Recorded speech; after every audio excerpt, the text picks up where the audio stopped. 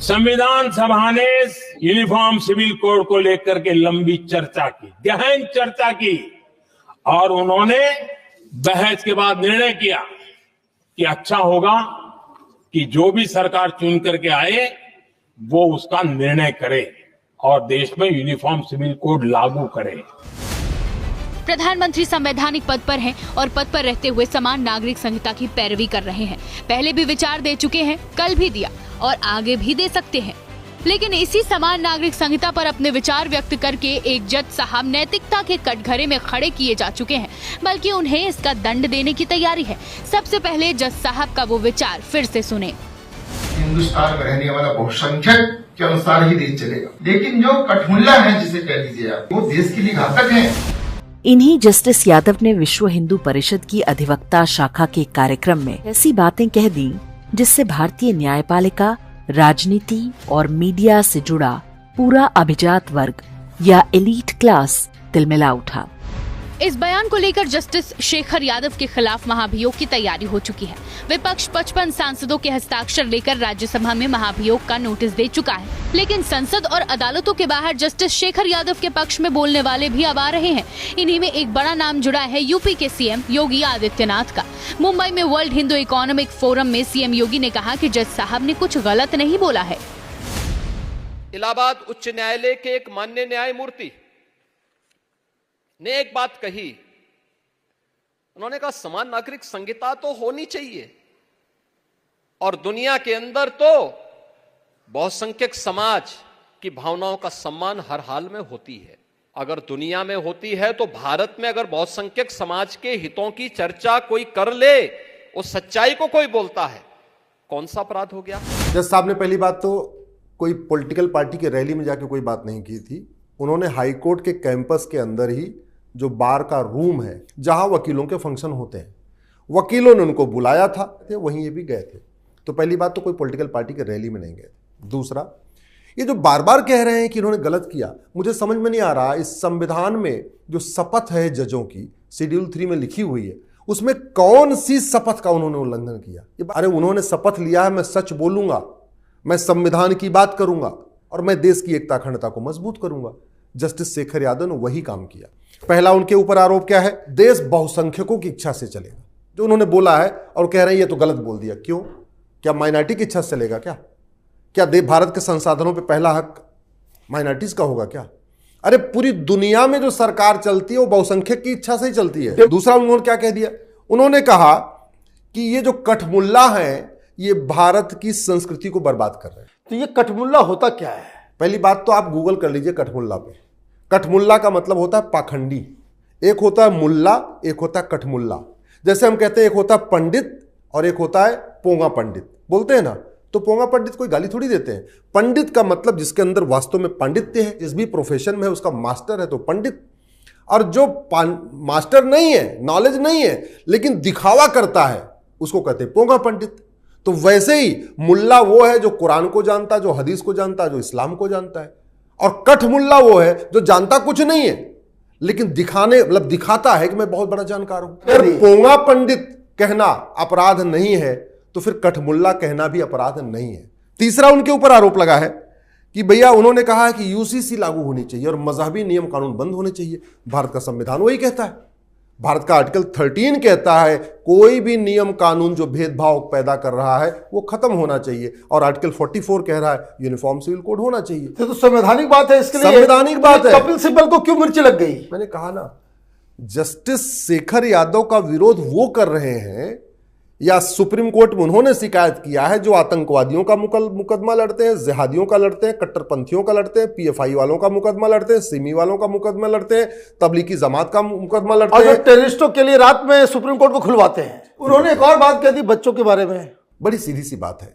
मजहब में सिखाया गया है भाई, बचपन में 1 साल के बच्चे के सामने आप उसका पहले बात उसका अंग भंग करोगे, आप फिर उसके सामने ही जानवरों को काटोगे, रोज कटता हुआ देखेगा तो कहीं ना कहीं उग्रता तो आएगी ना। अब इस बात को उन्होंने कह दिया तो कायदे से चर्चा होनी चाहिए कि जस्टिस शेखर यादव ने जो बातें कही हैं वो सही है कि गलत है। ये कह रहा ना चर्चा नहीं करने देंगे, तुमने कहा क्यों? मतलब सबको बोलने की आजादी है, सबके ह्यूमन राइट है, सबको राइट टू स्पीच है, लेकिन जस्टिस शेखर यादव को नहीं है। अच्छा, वहीं वामपंथी कोई जज हो उसको खूब बोलने की आजादी है, वामपंथी इतिहासकारों को खूब घटिया बातें लिखने की आजादी है, वामपंथी कोई चित्रकार हो तो उसको नंगी तस्वीर बनाने की आजादी है, लेकिन हाईकोर्ट के जज को सच कहने की आजादी नहीं है। यह वामपंथियों का प्रोपोगंडा है। लेकिन मैं कहता हूं कि जस्टिस यादव को इस पर झुकना नहीं चाहिए। और मैं दूसरा पूरे देश के लोगों से कह रहा हूं, एक तरफ यहां के झूठे जस्टिस यादव के पीछे पड़ चुके हैं, लेकिन भारत के जो सही लोग हैं, जो जानते हैं कि जस्टिस यादव ने सही किया, उन्होंने न राष्ट्रपति को चिट्ठी लिखी न सीजीआई को चिट्ठी लिखी। जस्टिस यादव के खिलाफ सीजीआई के पास चिट्ठी पहुंची, लेकिन जस्टिस यादव के समर्थन में एक भी चिट्ठी नहीं गई, एक भी नहीं पहुंची। जस्टिस यादव के खिलाफ इंपीचमेंट मोशन आ गया, लेकिन जस्टिस यादव के पक्ष में किसी सांसद ने अभी तक नहीं बोला है। यह दुख है। मुझे दुख इसी बात का है कि जस्टिस यादव के पक्ष में न कोई रिटायर्ड आईएएस आ रहा है, न रिटायर्ड जज आ रहे हैं, न रिटायर्ड वाइस चांसलर आ रहे हैं, न रिटायर्ड सांसद विधायक। हम सांसद विधायकों को खुल के बोलना चाहिए कि उन्होंने जो बोला सही बोला। रिटायर्ड जजों को बोलना चाहिए। हमारे जो दुनिया भर के गवर्नर वॉर्नर सब रिटायर होकर बैठे हुए हैं, किस बात के लिए बैठे हैं भैया?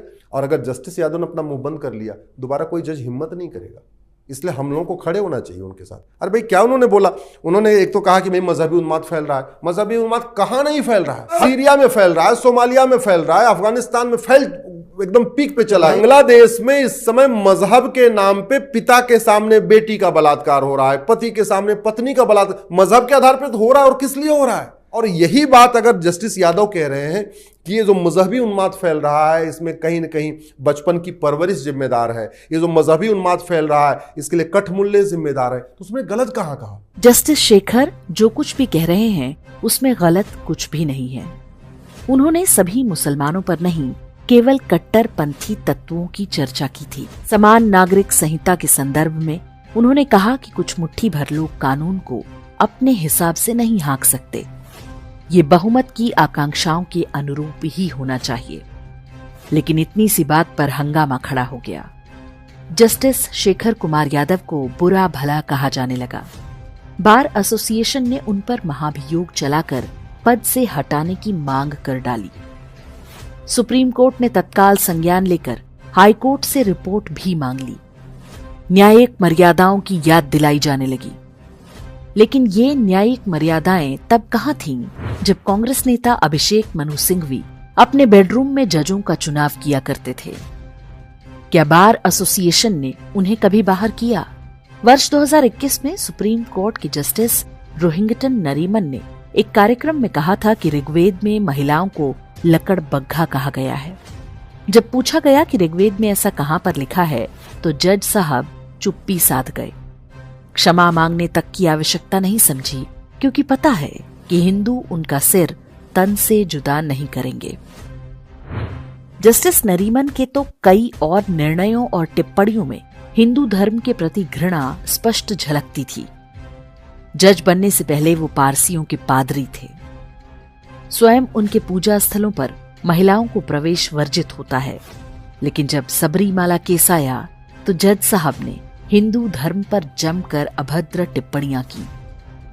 जस्टिस नरीमन ने ही केंद्रीय विद्यालयों में अस्तो मां सद्गमय की प्रार्थना को गंभीर संवैधानिक संकट माना था।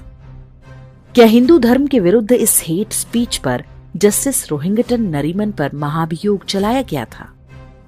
ऐसे ही एक अन्य जज साहब हैं के.एम. जोसेफ।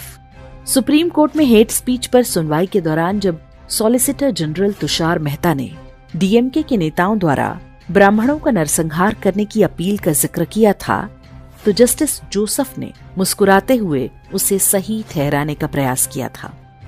तब कोर्ट के अंदर ही तुषार मेहता ने कहा था कि जज साहब, ये हंसने की बात नहीं है।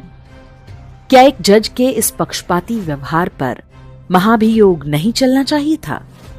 जस्टिस अभय श्रीनिवास ओका को कैसे भूला जा सकता है? उन्होंने पुणे में एक कार्यक्रम में दीप प्रज्वलन पर यह कहते हुए विरोध जताया था कि न्यायपालिका के परिसर में पूजा पाठ नहीं होना चाहिए। किसी कार्यक्रम से पहले दीप प्रज्वलन भारतीय संस्कृति का हिस्सा है। इसे लेकर तमाशा खड़ा करने के पीछे की मानसिकता को समझना बहुत कठिन नहीं है। हमने वो जज भी देखे हैं जो आयुर्वेद के प्रति अपनी घृणा के कारण योग गुरु बाबा रामदेव को मिट्टी में मिला देने की धमकी दे रहे थे। 2010 में सुप्रीम कोर्ट के chief justice KG Balakrishnan, justice Deepak Verma और जस्टिस बीएस चौहान की पीठ ने लिव इन रिलेशनशिप को ये कहते हुए सही ठहराया था कि कृष्ण और राधा भी लिव इन रिलेशन में रहते थे। क्या उन जजों पर कोई कार्रवाई हुई थी? क्या उन जजों पर महाभियोग चलाया गया था जिन्होंने एमएफ हुसैन द्वारा हिंदू देवी देवताओं की अश्लील पेंटिंग बनाने को अभिव्यक्ति की स्वतंत्रता बताया था? जस्टिस शेखर कुमार यादव पर हो रहे हमलों के पीछे वास्तव में वही इकोसिस्टम है जो स्वयं को संविधान, सरकार और समाज से ऊपर मानता है। नमस्ते। आज के क्लास में हम समझेंगे महाभियोग क्या है, यह किस पर लागू होता है और क्या है न्यायाधीश को हटाने की महाभियोग प्रक्रिया। तो आइए शुरू करते हैं। महाभियोग क्या है और यह किस पर लागू होता है। महाभियोग का अर्थ है किसी पद पर बैठे व्यक्ति को उस पद की सभी शक्तियों और जिम्मेदारियों से हटाने का निर्णय लेने में अपनाई जाने वाली प्रक्रिया। भारतीय संविधान में 2 महत्वपूर्ण पदों पर बैठे व्यक्तियों पर महाभियोग चलाने का प्रावधान है।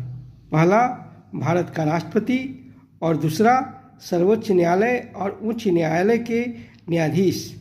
क्या है न्यायाधीश को हटाने की महाभियोग प्रक्रिया।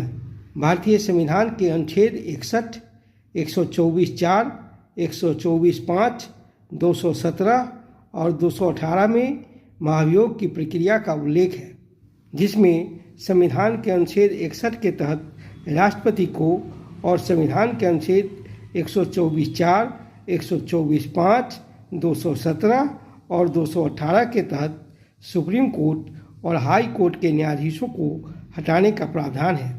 प्रक्रिया की शुरुआत। यह प्रक्रिया संसद के किसी भी सदन में एक प्रस्ताव पेश कर शुरू की जा सकती है, जिस पर कम से कम 100 लोकसभा सदस्यों या 50 राज्यसभा सदस्यों का समर्थन प्राप्त हो। न्यायाधीश के खिलाफ आरोप का आधार। महाभियोग का प्रस्ताव केवल तभी लाया जा सकता है जब किसी न्यायाधीश पर गंभीर आरोप लगाए गए हों। 2 आधार यानी 2 प्रकार के गंभीर आरोप महाभियोग प्रक्रिया के लिए निर्धारित है और इनका पालन करना अनिवार्य है। पहला, दुर्व्यवहार, मिसबिहेवियर। यदि न्यायाधीश अपने आचरण के कारण गंभीर रूप से न्यायपालिका की गरिमा का उल्लंघन किया हो। दूसरा, अक्षमता, इनकैपेसिटी। यदि न्यायाधीश मानसिक या शारीरिक रूप से अपने कर्तव्यों का निर्वहन करने के लिए अक्षम हो तो उसे हटाया जा सकता है। प्रस्ताव पर विचार और चर्चा। संसद में प्रस्ताव पेश होने के बाद उस पर विचार और चर्चा की जाती है। प्रस्ताव पर चर्चा के बाद यदि संसद में बहुमत द्वारा प्रस्ताव का समर्थन किया जाता है तो संसद इसे स्वीकार कर इसकी जांच हेतु 3 सदस्यीय जांच समिति का गठन करती है और इस प्रस्ताव को जांच समिति के पास भेजती है। जांच समिति का कार्य। 3 सदस्यीय जांच समिति में 1 न्यायाधीश और 2 अन्य सदस्य संवैधानिक मामलों के विशेषज्ञ या वरिष्ठ सांसद होते हैं। जांच समिति आरोपों की जांच करती है और जांच पूरी होने के बाद रिपोर्ट संसद को सौंपती है। यदि रिपोर्ट में न्यायाधीश को दोषी पाया जाता है तो उसे संसद के दोनों सदनों में पेश किया जाता है। महाभियोग प्रस्ताव पर मतदान यानी संसदीय अनुमोदन। रिपोर्ट प्राप्त हो जाने के बाद मतदान हेतु प्रस्ताव को संसद में प्रस्तुत किया जाता है।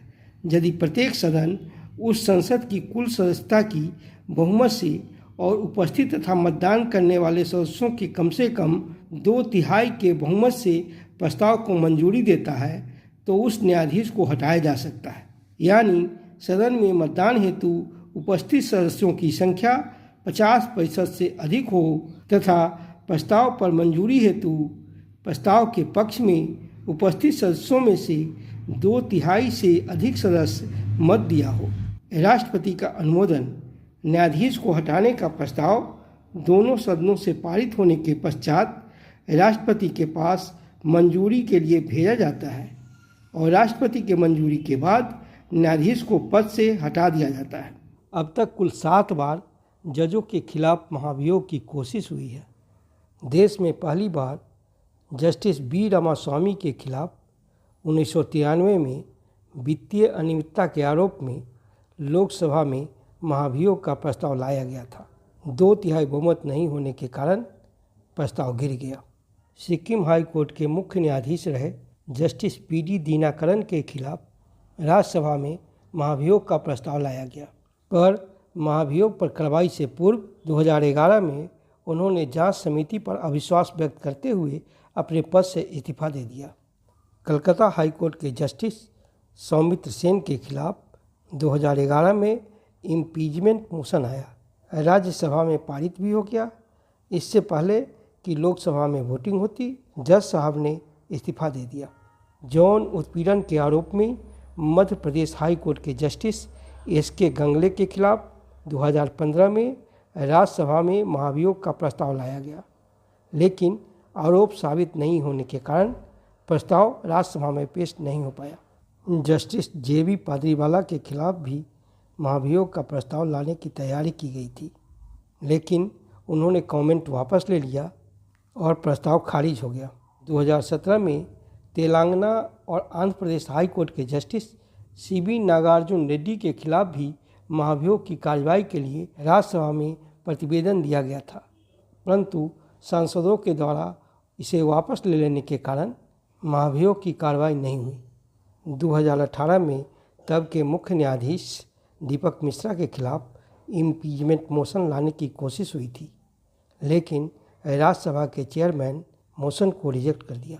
जस्टिस जाधव के केस में यह महाभियोग का प्रस्ताव पारित होना इसलिए भी मुश्किल लगता है क्योंकि इसे पारित करने के लिए संसद में एक विशेष बहुमत की आवश्यकता होगी और विपक्ष खुद बहुमत से एक विशेष दूरी पर है।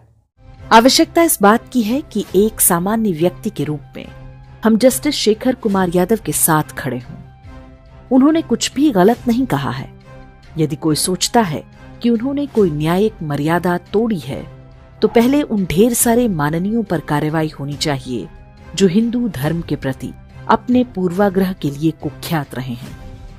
विधायिका हो, न्यायपालिका हो, कार्यपालिका हो या मीडिया, उन्हें समझना होगा कि वे इसी समाज का अंग हैं। समाज के अनुरूप उन्हें भी बदलना ही होगा।